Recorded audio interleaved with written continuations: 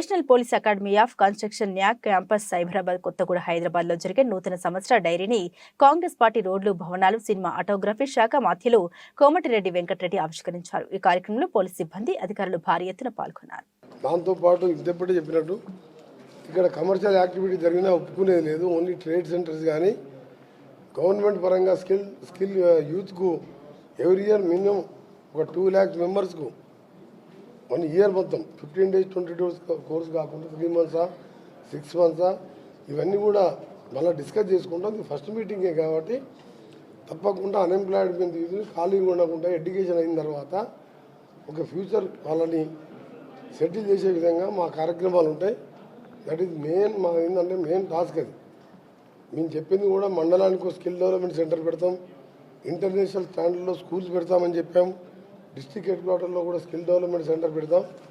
ఆ విధంగా మొదటగా మహబూబ్నగర్ జిల్లాలో కానీ నల్గొండ జిల్లాలో కూడా ఫస్ట్ ట్రయల్గా వచ్చే నెల దాని స్కిల్ డెవలప్మెంట్ సెంటర్ని కూడా కన్స్ట్రక్షన్ స్టార్ట్ చేసి ఇన్ఫ్రాస్ట్రక్చర్ క్రియేట్ చేసుకుంటూ ఆ తర్వాత హోల్ డిస్ట్రిక్ట్ హెడ్ క్వార్టర్ చేసుకుంటూ ఫ్యూచర్లో అంతటా కూడా చేయాలి, మండల్ లెవెల్ వరకు చేయాలనేది మా ప్లాన్. ఒక వారం 10 రోజుల ముందు జరిగేది ఉండే కొన్ని బిజీ షెడ్యూల్తో జరగలేక ఈరోజు డీటెయిల్గా ఫ్యూచర్ కన్స్ట్రక్షన్ అకాడమీతో పాటు ఇంకా న్యాక్లో ఏ విధంగా స్కిల్ డెవలప్మెంట్ సెంటర్స్ని ఇక్కడితో పాటు అన్ని హోల్ డిస్ట్రిక్ట్ హెడ్ క్వార్టర్లో ఏర్పాటు చేయాలి. ఒక కన్స్ట్రక్షన్ యూనివర్సిటీ కూడా ప్రపోజల్ ఉన్నది.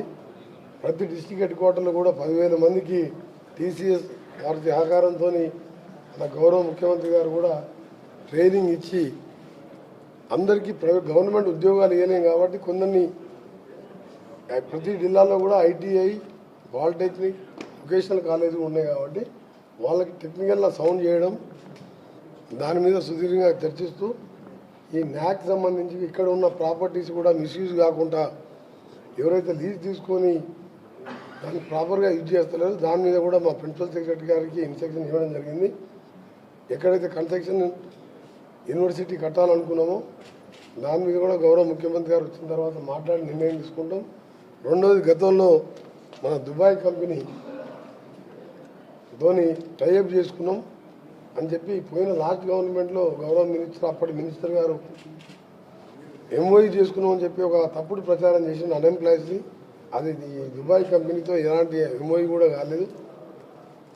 మేము ప్రతి నెల నెక్స్ట్ మంత్ కూడా మరొకసారి మీటింగ్ పెట్టుకొని ఎవ్రీ 2 months 3 months మీటింగ్ పెట్టుకుంటూ skill development centre state wide develop చేసుకుంటూ హైదరాబాద్లో కూడా ఇదే ప్రాపర్టీలో కూడా చేయాలి.